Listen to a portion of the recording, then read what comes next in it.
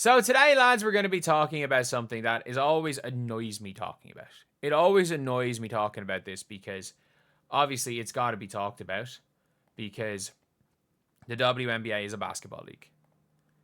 And I stand by that. No matter what, this is a basketball league. And as much as the paid people who are being paid to promote it don't want to treat it like it's a basketball league, I think it should be treated like... I think these players deserve to be treated like basketball players. I think that's the most important thing. I think it is more important that we talk about basketball and that we don't make broad accusations on any people, and whether that be, it doesn't really matter who that is. I think we should all be happy that there are basketball fans. But the great... Make it long-term commercially... the great Monica McNutt went on to, I don't know, it's a show on BBC, which is the British broadcast set, which is British, and this is what she says. Make it long-term commercially viable. Two things. I think basically someone said, I'm guessing the question is about long-term making the WNBA commercially viable. It has to show up in our storytelling, and it has to be encouraged by our families. Show up in our storytelling, great. And what is she like? And what should the storytelling be? Should the storytelling be about rivalries? Should the storytelling be about the Aces trying to get back? Should the storytelling be about the Fever being this young team, young up-and-coming team trying to push it? Should the storytelling be about can Paige bounce back to where she was before injury? Can the storytelling be can Arike and Paige Beckers coexist? Can the storytelling be will Elena Deladon come back? Which team's going to get Emma Mason? What Maureen Johannes does for the Liberty?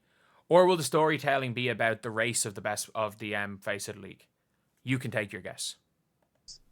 Yeah. To me, right? And so covering the WNBA this past season, Caitlyn Clark's rookie year, for all of the conversation that surrounded her, some which was fair and some which wasn't, the one thing that I cannot deny is the amount of little girls that were showing up to follow her.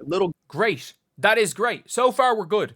Monica McNutt. A lot of young kids following a player. That is the sign, like the Be Like Mike thing. That is the sign your sport is in a good direction. Great job, Monica McNutt, pointing that out. Thank you. And by the way, I hate to say this, it works both ways. It works always. A lot of little girls from Dallas now that got brought into the game recently because of the boom. Because of it's now trendy. The WNBA is now trendy, so there's a lot of parents bringing their kids. A lot of parents that got into the WNBA through Caitlyn Clark might live in these other cities, bringing their young daughters to games in other cities.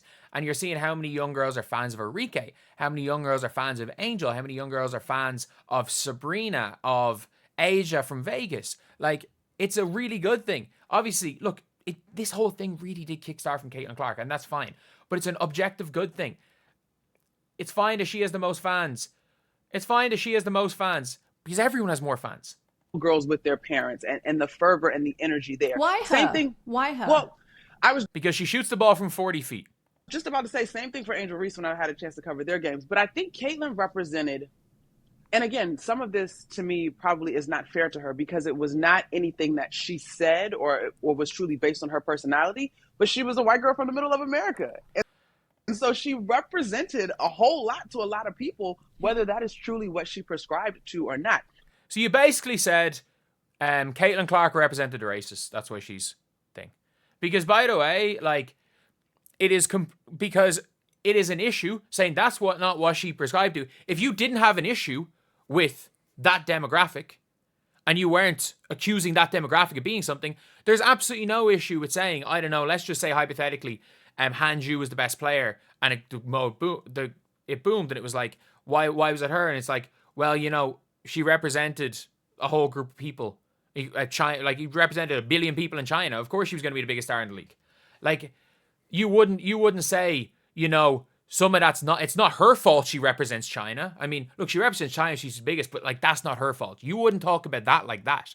When the reality is that if you were just saying, look, she's from here, and there's a lot of people that kind of relate to her, the way she grew up and are like rooting for her for that reason. That is not actually an issue. And that's the case in every single sport.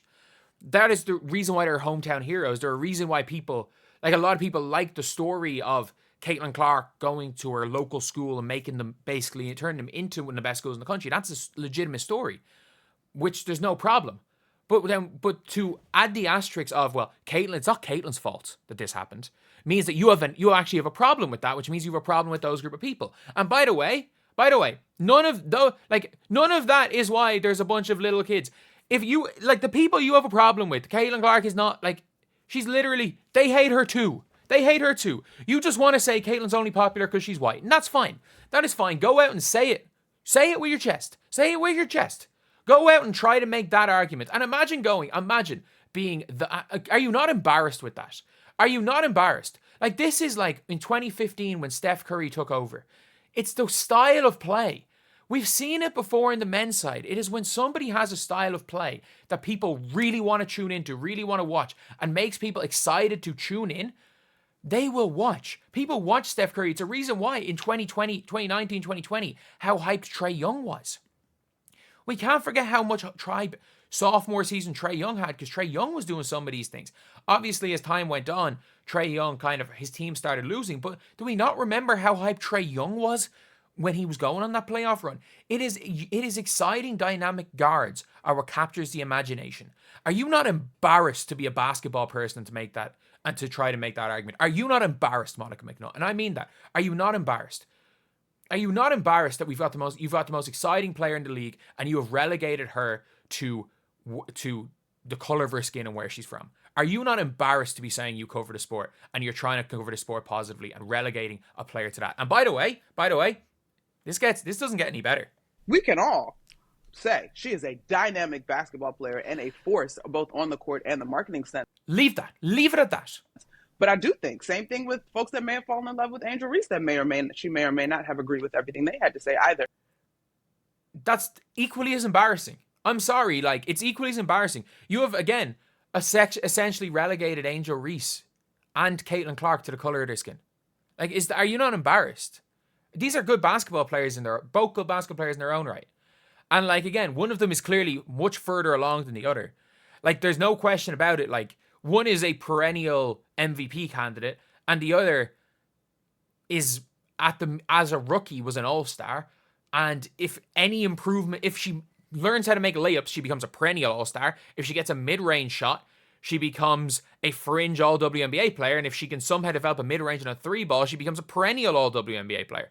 These are two really good players in their own right. There's no real on-the-court rivalry. There's going to be some sort of on-the-court rivalry just due to competitiveness, because as far as you can see, they're both psycho competitors. They both are shit talkers. That's the only way that's the only time the rivalry is going to be a thing. But imagine and not only that, imagine going on to something from a different country. You can explain to someone from a different country. You got to ask, why was she so popular, and you're relegated to that. As I will always bring it up.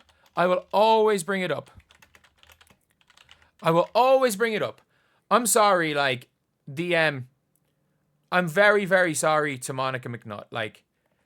It might, in fact, be Middle Uganda, but, we all think that this is something, that this means something, but I could be wrong. This could be Middle Uganda. She could represent Middle Uganda as well. But, and obviously, I think maybe what I said if what I said can be taken incredibly out of context and has a different meaning to what I just said, I do apologize. It is meant to be a joke at Monica McNutt's expense. But are you not embarrassed? And I mean this, Monica McNutt, you are getting opportunities with ESPN. You are making a living talking about basketball. Are you not embarrassed that you're not able to just stick to basketball? Are you not embarrassed? Are you not embarrassed that even if, and by the way, there is 100% truth to what Monica McNutt is saying. There is 100% some truth to what she's saying. But are you not embarrassed that the media, which are allowed to control the narrative, are continuing to feed into a narrative, which, by the way, by the day, this is, if we don't remember, post-Olympic break, the argument became solely just about basketball. When the WNBA season ended, it basically just became about basketball. That is all people talked about, was the basketball. When Caitlyn made the all WNBA first team, it became about the basketball. But you need to talk more in the media. So you're gonna while Caitlyn Clark is just working out, doing nothing, playing a bit of golf, suddenly it's now an issue again. She does that Time article and turns people against her. She likes the damn Taylor Swift post and all of this stuff. And all of this stuff, like, she posts a bunch of stuff that, the whole, the crew that you're talking about have now turned on Caitlyn. But that doesn't matter, because it's never been about the quote-unquote people Caitlyn Clark has represented. It is about anyone who covered this league. It's seemingly most people that covered this freaking league. I'm not going to say all. Most people that covered this league prior to 2024 wanted, the face was meant to be Angel. Was meant to be Aja. It wasn't. It wasn't Aja. The face was meant to be Aja. She was meant to propel the game. She didn't. Then it was meant to be Paige. She didn't. And it was Caitlyn Clark. It wasn't the person that went to UConn. It wasn't the person who played for Dawn Staley that started off the South Carolina dynasty. It was a person who decided, you know what, I'm not going to go to Notre Dame. I'm going to stay at home. Gina Auriemma didn't want me and just outworked everybody else. But anyway, yeah, that's pretty much it. I'll see you guys.